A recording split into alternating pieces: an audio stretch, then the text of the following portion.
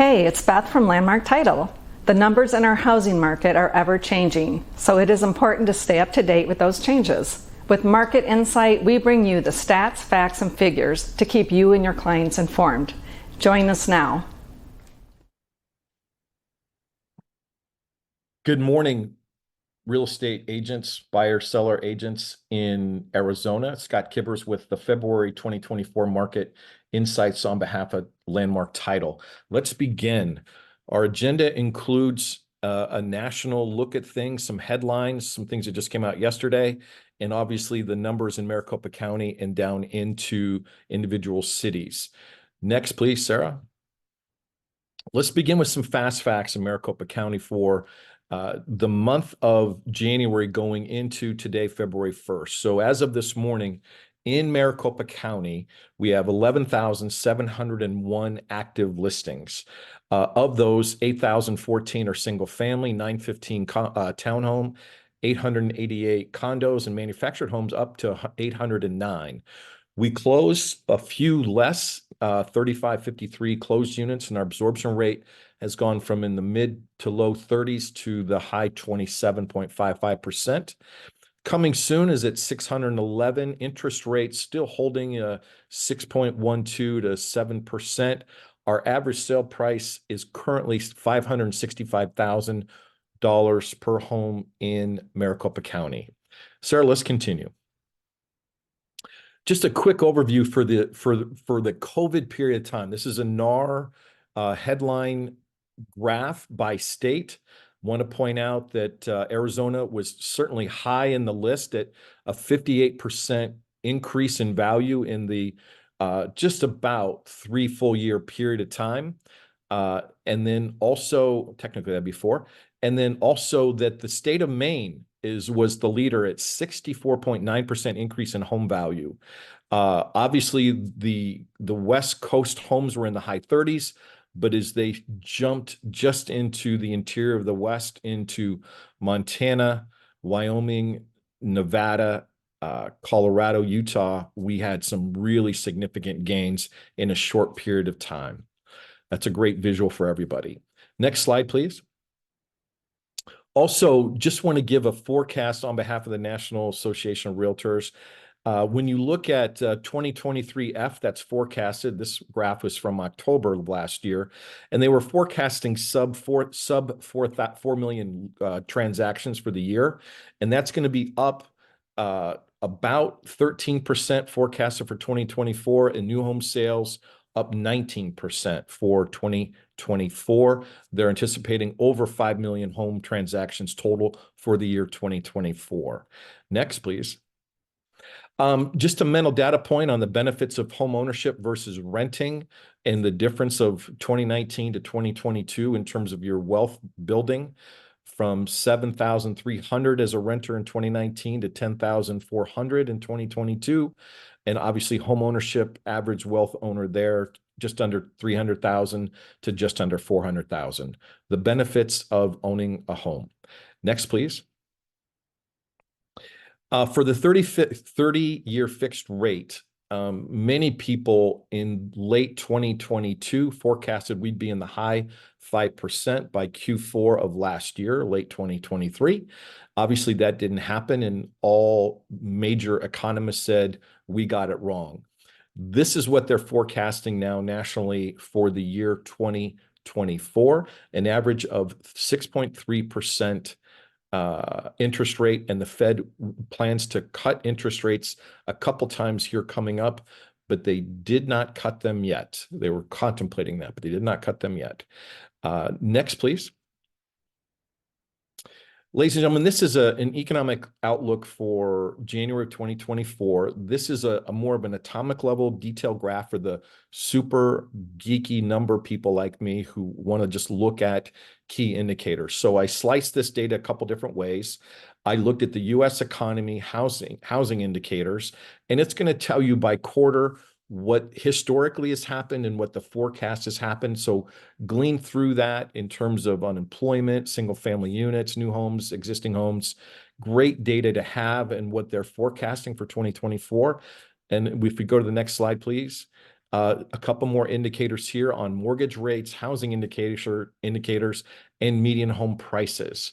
And new home prices at the end of 2024 are supposed to average 449,000, and existing home prices on average, this is again nationally, $407,000 on average.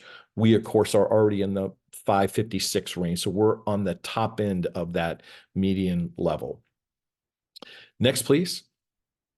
Ladies and gentlemen, just some history. Ladies and gentlemen, our news cycle seems to come and go so quickly, but just again, so everybody's up to date, earlier in January, Tracy Casper, who was supposed to be our 2024 NAR president, resigned due to blackmail threats. And the picture of the gentleman just above her, he came in obviously early. His name is Kevin Sears. I believe he's out of Virginia. He's a 30-year realtor in residential and property management. I've had the privilege of meeting him in the past. He's a very nice man, and please know he gets things done. So thrilled to have him in the wheelhouse there, and I hope we get some keen stability at the NAR volunteer level, as well as the NAR director employee level. Next, please. Speaking of NAR CEOs, this graph was put out just yesterday from Nakia Wright is her last name. She's the new NAR CEO, replacing Bob Goldberg. There's a hot link in the bottom there, the www.NAR Realtor. She's got a 1.5-minute video about record straight on commissions. And so, ladies and gentlemen, please take a 1.5 minutes to watch that live. It just came out yesterday. It's got conviction, it's got purpose, and it looks like NAR is beginning to take a stand on behalf of all of us. Next, please. John Burns, top 50 master plan communities. This is noteworthy here. Bella Vista Farms is in the Santan area in the far Southeast Valley. It finished number 38 in the top 50 of master plan communities in the nation. It's the only one in Arizona that made the top 50 list. Note that a lot of the top 50 has to do with the number of homes closed in that subdivision. And I believe they sold 85 units in 2023 that got them on the list. Next, please. Also, this is interesting. This came out mid-January that NAR, Home Service America, and KW seek not to appeal their verdict. They seek a whole new trial. And so please know, behind the scenes, the influences on a real estate market have to do with government, the economy, technology, politics. This is having an impact. If we could get a whole new trial and start again and possibly collect all these copycat lawsuits, it's north of 20 now, and get some stability back into our industry and our belief and our agents, that would be a good thing. These two companies plus NAR are out front trying to make it happen for us. Next, please. Just the numbers. For those that like to look at the trends and kind of see things as they come forward, I always love filling in these blanks on this graph. Total actives in ARMLS, 15,528. Now, of that 15,000, total actives in Maricopa County, 11,707. Know this, ladies and gentlemen, about 72 to 74% of all the listings in the Arizona Regional MLS are in Maricopa County. About another 15–18% of those are in Pinal County, and the balance could be anywhere in the state, from the White Mountains and Flagstaff and Tucson and everywhere else. So please know, as I look at the bellwethers personally, I always look at Maricopa County first, and then inside of Maricopa County, I look at the total single family, 8,814 units in Maricopa County that are single family. That's the bellwether for me. Townhomes are at 915, condos 888, like I mentioned in Fast Facts. Let's look quickly at pending at 3629. Ladies and gentlemen, we haven't had that big a number in quite some time, going back for the last 3 to 5 quarters. So we're definitely going to have a better closing month in February. Total sold for the month of January, 4384, Maricopa County, 3553. And then total single family sold a low that it's been in a long time. These would probably be written up in December, close in January, just 28.20. So we got a couple more graphs to illustrate the growth and the relaunch of our market. Usually happens the second Tuesday in January, and between mid-January and end of April, early May is our biggest selling and buying season in Maricopa County. Next slide. Looking at some simple math, when we hit some of our lowest inventory, we had an average of 26 listings per zip code of the 153 primary zip codes in Maricopa County. We are up to 76 listings. We're 11,684 when we pulled this report, which works out to right at 76 doors per zip code. That's condo, single family, townhome, all of it, 76 listings per zip code. Next, please. Okay, so great visual here for people wanting to know the market. Summary page from the Rapid Stat report of ARMLS. 11,582 active listings, sold 3,191, and under contract, a much higher number, 6,146. If you look at the bottom left in the red and the blue dotted lines, the median and average sale price have been following one another pretty similarly since June, July of 2022. And that's running in the high 97, 98, approaching 99% of sold to list price. My compliment to listing agents is they're getting the houses listed correctly and then sold to list price. There's a number out there. It's somewhere around $8,000 to $10,000 of seller allowances that are happening, seller contributions that are happening on average. And that's happening in about 47 to 52% of the transactions where sellers making some kind of contribution. When we look at the bottom right graph of median and average sale price in a vertical, please know we're averaging just right at $5 more per square foot on the average sale price from December going into the end of January. Next, please. We slipped a little bit in terms of absorption rate. Our absorption rate went from the 33% to the 27.55%. And our month of supply went from in the 2+ months into the 3.6 months as of this morning on the 1st. Next, please. Okay, so when we look at Maricopa County and Pinal County combined, and we combine that and we do a summary graph, what I like to point out is our active listings are down 2.5% for all that vast area. In the yellow, the median sales price is up 5.6%. Just take all that massive piece of land, Maricopa, Pinal County, that we have influence on, and we're at 5.6% from where we were a year ago, February 1st. I like to point this out, ladies and gentlemen, because once again, from 100+ years ago, when you follow the Case-Shiller report, home prices go up an average of 2% per year, year after year after year, decade after decade. We're already back to a 5.6% increase from just a year ago, February 1st. Next, please. In this graph, I separated these two out and looked at Maricopa County is up 6.6, while Pinal County is up 4.4. And in the yellow, just a little bit further, ladies and gentlemen, it's a $67, $68 delta per square foot average between the two counties.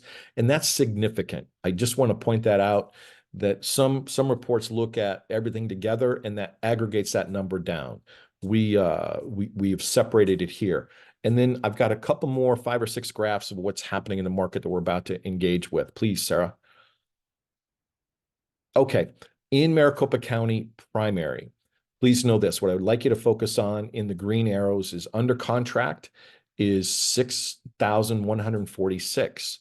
Compared to a month ago, ladies and gentlemen, that's up 55%, 35% in the last 3 months. We've had an uptick for sure. Sold listings, 3,191. Now that's down 16% from where we were a month ago and down 20% from 3 months. When we look at this overall graph, this is all of Maricopa County. Please know our new builds equal not quite 10% of our market. Normal sales are, again, north of 80. We still have a fix and flip market that's happening in certain parts of our metro and others as well. Ladies and gentlemen, some remote areas on the peripheral where there's plenty of land for development, Santan, Buckeye, parts of Mesa, their Tonopah, Tolleson, their new build market is north of 40, sometimes 60% of what they're selling monthly. That's bringing our average up to 10%. Your individual community, like Tempe, very small percent new home sales in that community, landlocked and locked in. Next, please. Here we go with some key graphs. What I'd like to point out here is this is active listings for February 1st, 11,582. And that's about what we had in November. That's pretty similar. But if you jump back to January of 2023, we had about that same number. We had right at 11,100. And so when you look just in the middle of the graph and then go and you see the lull, the trough at the bottom, we were burning off that inventory. And there were a lot of people on the sidelines due to interest rates. Like it's a phrase Sarah was just using, we're going to pause, we're going to wait it out. As a percent, there were people that did that. It looks like interest rates are going to hold in the low 60s between now and the end of this calendar year. That is going to be our new normal, and people are going to have to wrap their head around that if they want to list their home and move on, or downsize, and or acquire a new home. Next slide, please. Under contract, what a difference 30 days makes. From December to January, we spiked, boom, to 6146. If you just go back one full year, those two graphs, those two trough and then launch, are very similar. The difference this year is our interest rates are not approaching 8. They're approaching the mid to low 6s. And that we sense will carry on the number of transactions for this calendar year. A lot of people are forecasting significantly north of 5 million transactions in our nation this year. Next, please. As we move into closed, looking at the end of January, again, low month. The other low that we had was January a year ago. So it's not a surprise. It just is slightly lower than where we were this time last year. As we pull forward to the next slide, Sarah. Here we go with new listings. And again, this is a mirror image. December 2023 to January 2024, we had a spike of north of 8,500. When we look at December of 2022 to January of 2023, we're about 1,300 more doors that got listed this last 30 days. And I think that is an indicator of just slightly lower interest rates, getting used to that interest rate. We have an election year, some other things are happening. One more data point, ladies and gentlemen, a graph. I don't have a copy of it here, but there was a graph that said, hey, our top 5 states for home sales in 2024, California, Florida, Texas, 1, 2, 3, in whichever order. 4 was one of the 2 Carolinas. Number 5 was Arizona. Now, knowing that 70+% of the annual transactions happen in Maricopa County, and know that we're considered to be number 5 in the nation for the year, we're going to be busy, ladies and gentlemen. Make sure you got your track shoes on, you got all your systems in place, your leverage in place, and you're going. Next, please. Cancel listings. I included this, ladies and gentlemen, because wanted to illustrate not a big number, 1,000 doors. The people that were, the run rate of cancels really didn't change in the last 6 months. Wasn't too high, wasn't too low. Next slide, please. As we look at expireds, we know the spike that you see at 7, 8, 9 on the right, that is typical of December. We have the biggest expired listings, most listings that expire December 31st. Go to the middle of the graph, December of 2022, you see the highest spike, 1435. And that too wasn't even a surprise to us at that point. We normally see the most expired listings happen December 31st. We had about half of that this year, and we're at the lowest we've been in a long time of expired listings. Ladies and gentlemen, the people that have their property listed are being purposeful. They've been in this world of a higher interest rate for north of a year, year and a half. They have great expectations. They're purposeful. They want to sell, and we just got to find the right buyer to buy.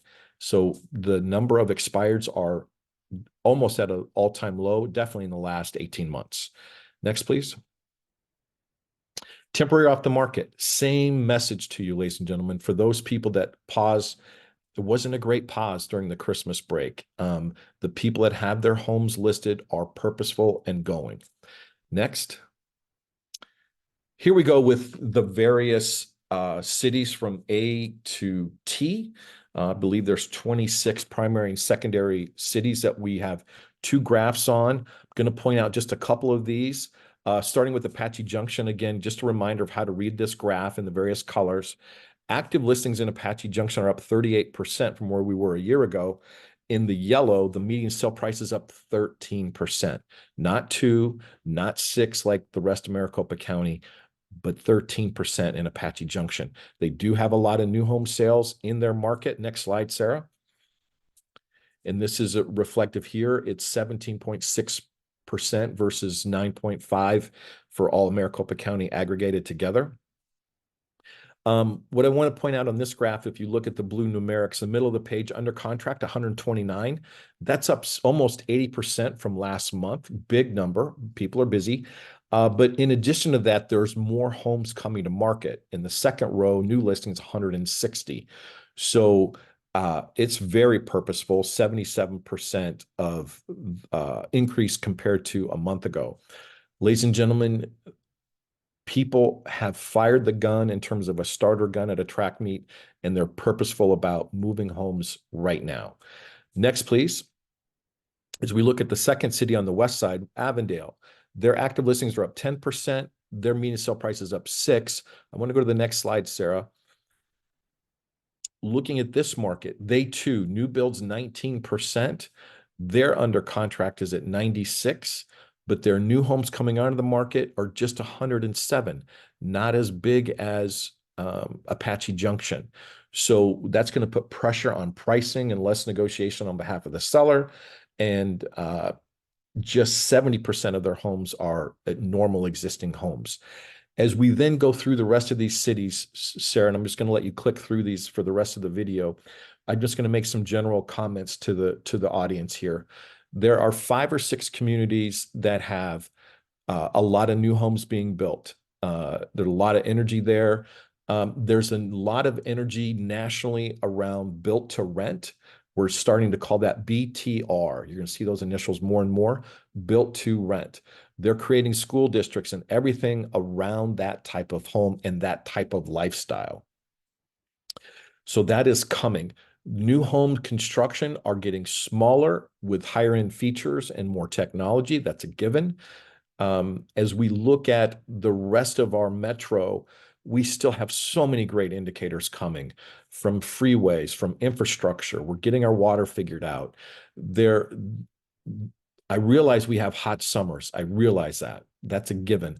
But ladies and gentlemen, we're not having to deal with earthquakes. We're not having to deal with hurricanes, tornadoes, and we're not having to deal with a brutal cold winter. Boy, we've talked to some people who are just frigid, frozen cold in for days and days in the Midwest. So there's a lot of reasons to be a homeowner in Arizona. As always, ladies and gentlemen, Landmark Title does a great job. If they can be of service to you, please give them a chance. If you use them, thank you in advance. We're proud to deliver these numbers to you on a monthly basis and have a purposeful impact. That's all for today. Have a great February 2024. Bye now. Thank you for watching. Join us every month on Market Insights to be the realtor in the know.